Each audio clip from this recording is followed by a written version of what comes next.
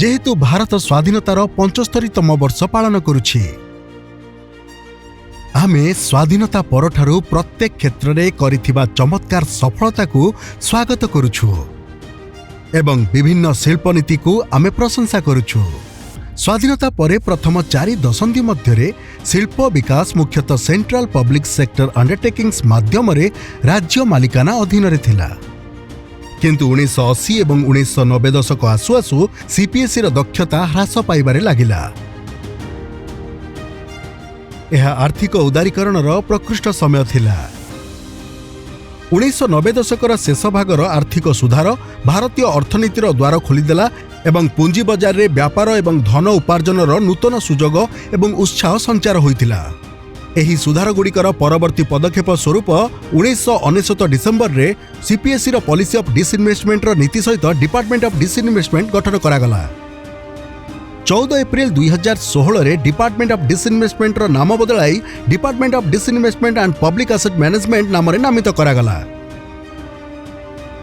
CPSE पुंजी परिचालन रे एक दृष्टांतमूलक शिफ्ट सहित एक निवेश आधारित आभिमुख्य ग्रहण करी कंपनी गुड़िक जटिल इंटरलिंक होइतिबा समस्यार समाधान करने को सक्षम अटंती, जेपरिक नूतन पुंजी विनियोग, पुंजी पुनर्निर्माण एवं आर्थिक पुनर्गठन।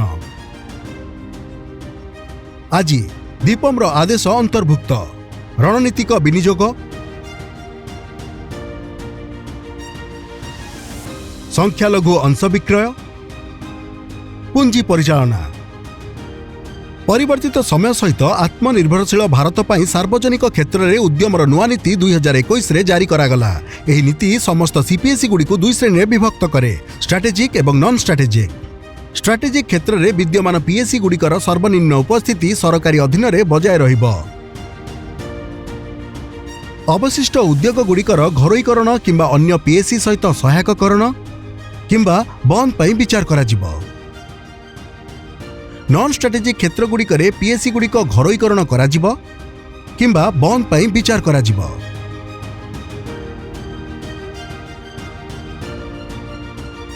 एथिसह नुआ नीति केतेक पीएसई को विनियोगरू मुक्त करिथाए, जेपरिक अणलाभकारी कंपनी किंबा विकास तथा प्रोत्साहनमूलक कार्यकलाप सहित कंपनी गुड़िक सहायता प्रदान करुथिबा कंपनी गुड़िक।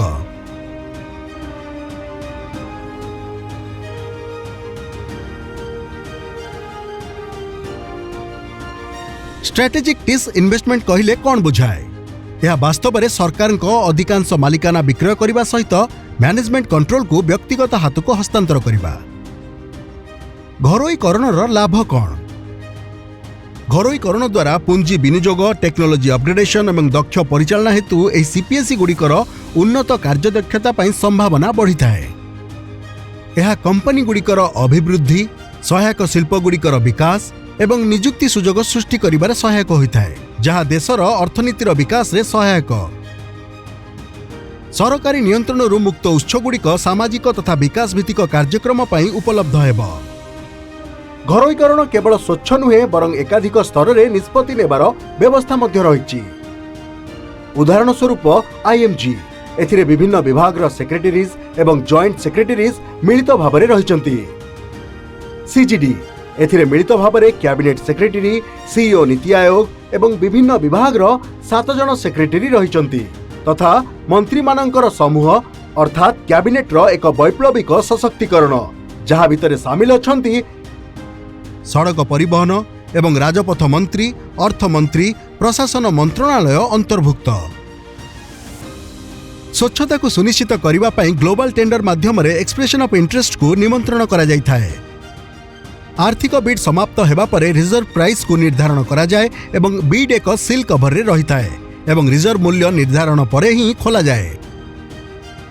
एयर इंडिया परी एठारे किछि उल्लेखनीय सफलतार कहानी अछि।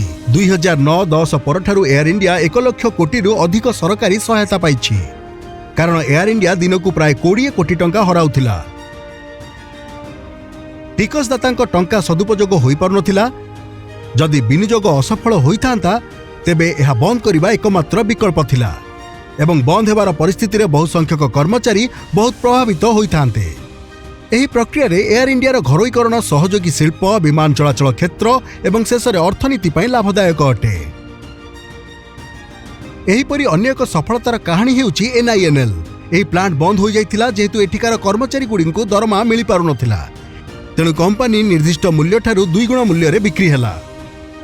विनियोग पाई आगामी समय रे अन्य CPSE गुड़िक मध्यरे FSNL, NMDC steel limited, conquer, BEML, shipping corporation of India, PDIL, IDBI bank,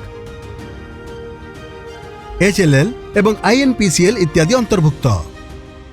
आर्थिक सर्वेक्षण सर्वे 2019-2020 रे करा जायथिबा विश्लेषण रे CPSE गुड़िकर घरोईकरण पाई जुक्तियुक्त प्रमाणित होईछि।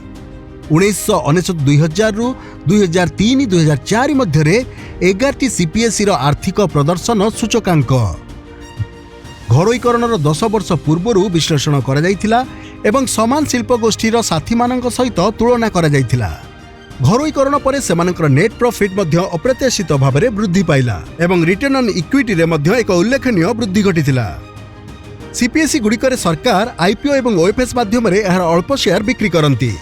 एही संख्यालघु विक्रय सरकार नियंत्रण में रही है। IPO हेउछि स्टॉक एक्सचेंज रे CPSE शेयर गुड़िकर प्रारंभिक तालिका एवं OFS हेउछि अल्प परिमाणर पूर्वरु तालिकाभुक्त शेयर विक्रय।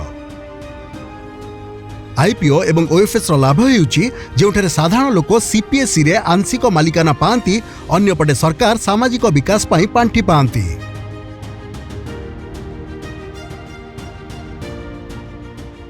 तेस्तरी लक्ष रु अधिक आवेदन सहित 20,500 कोटी रु अधिक अर्थ संग्रह करा जायछि। एकमात्र अनुष्ठान जहाँ तालिकाभुक्त दिन भारतीय पुंजी बजार रो बजार कैप रे 5.5 ट्रिलियन टंका जोड़िछि। 10 लाख रु प्राय 7 लाख आवेदनकारी एही आवंटन पाइछन्ति। प्रथम थर पई 3टी स्पॉन्सर बैंक और स्टॉक एक्सचेंज शनिवार एवं रविवार दिन मध्य खोला रहिला।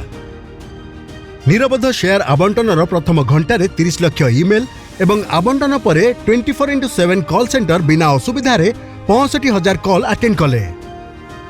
IPO गुड़िक CPSE गुड़िकर प्रकृत मूल्य मध्य प्रकाश करती, जार क्लासिक उदाहरण गुड़िक हेउछि IRCTC एवं Mazagon dock ship builders limited. DIPAM व्यापक निर्देशावली रे CPSE गुड़िकर कैपिटल मैनेजमेंट अंतर्भुक्त क्रमागत dividend policy, buyback shares, bonus shares, share रो बंटन, CPSE रो नेटवर्थ जहां मार्केट मूल्य बढ़ाइबारे सहाय्य करे। 2014-15 परठारु सरकार 3,38,104 कोटी डिविडेंड एवं शेयर क्रयरु बायबैक शेयर द्वारा 44,605.79 कोटी टंका पाइछन्ति। माइनॉरिटी शेयर होल्डर्स मध्य आनुपातिक डिविडेंड एवं बायबैक लाभ करुछन्ति। दीपम वास्तविक आर्थिक मूल्य को अनलॉक करने को नेशनल लैंड मोनेटाइजेशन कॉर्पोरेशन अर्थात NLMC रो प्रतिष्ठा पाई अणमूल संपत्ति निष्पत्ति गुड़िकर मुद्रीकरण को सुविधा प्रदान कला। नमस्कार।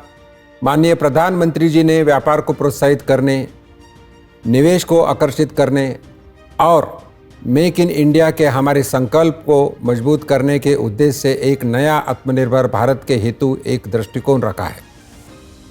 प्रधानमंत्री जी के आत्मनिर्भर भारत के दृष्टिकोण और नई PSE नीति के सफल कार्यान्वयन के लिए विभाग के अधिकारियों की कैपेसिटी बिल्डिंग करके उनकी कार्यक्षमता बढ़ाई जा रही है।